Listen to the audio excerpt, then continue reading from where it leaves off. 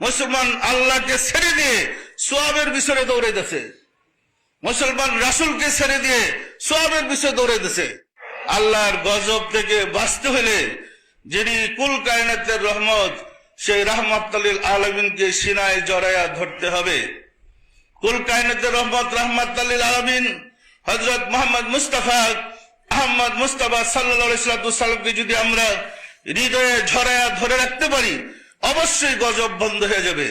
যেখানে গজব থাকে সেখানে রহমত থাকে না, যেখানে রহমত প্রবেশ করে সেখানে গজব ঢুকতে পারে না। পারে? তার প্রমাণ গত কিছুদিন আগে সুনামি যে হয়েছিল, সম্মানিত আশিকে রাসূলেরা 7.36 বাংলাদেশে ভূমিকম্প হয়েছিল, মনে আছে আপনাদের? 7.36 বাংলাদেশে ভূমিকম্প হয়েছে। আর 6.36 ভূমিকম্প হয়েছিল ইরানে, এতেই 50,000 লোক মারা গেছে।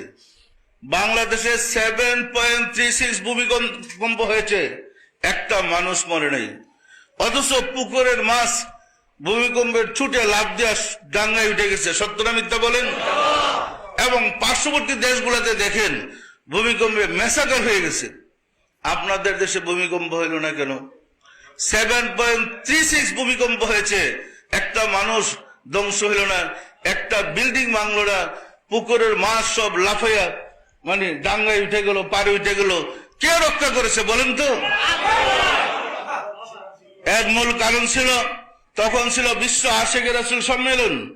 বাংলাদেশের আনাচে কানাচে প্রত্যেক আশিকে রাসূল মিলাদ পড়ত এবং ইয়া রাসূল, এবং সব জায়গায় বাংলাদেশের আনাচে কানাচে আশিকে রাসূলরা প্রতিদিন মিলাদ পড়তেন। সত্য না মিথ্যা বলেন? এবং মিলাদে বলতেন ইয়া রাসূলুল্লাহ, ইয়া হাবিবাল্লাহ, ইয়া রাসূলুল্লাহ, ইয়া হাবিবাল্লাহ, ইয়া রাসূলুল্লাহ, ইয়া হাবিবাল্লাহ, ইয়া রাসূলুল্লাহ, ইয়া হাবিবাল্লাহ, ইয়া রাসূলুল্লাহ, ইয়া হাবিবাল্লাহ, ইয়া রাসূলুল্লাহ। আল্লাহর পক্ষ থেকে গজব সত্যি আসছিল, না হয় 7.36 ভূমিকম্প হইল কিভাবে? মিটারে 7.36 উঠলো কিভাবে? ভূমিকম্প হয়েছে সত্য, কিন্তু যখন দেখে গ্রামে গ্রামে শহরে বন্দরে সর্বত্র ইয়া রাসূলুল্লাহ, ইয়া হাবিবাল্লাহ বলে আশিকে রাসূলরা ডাকতেছে, কাঁদতেছে, গজব আসছে কিন্তু থেমে গেছে। গজব কোনো কার্যকারী হয় নাই, ফলে দেখা গেছে বাংলাদেশের মুসলমানদের কোনো ক্ষতি হয় নাই, কোন একটা বিল্ডিং ধ্বংস হয় নাই। হয়েছে?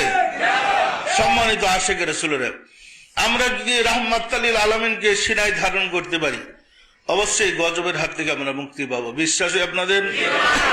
সবাইকে উৎসাহিত করেন আশিকে রাসূল হওয়ার জন্য, এবং উৎসাহিত করেন সবাইকে ঘরে ঘরে আশিকে রাসূল হওয়ার জন্য এবং মিলাদ পড়ার জন্য।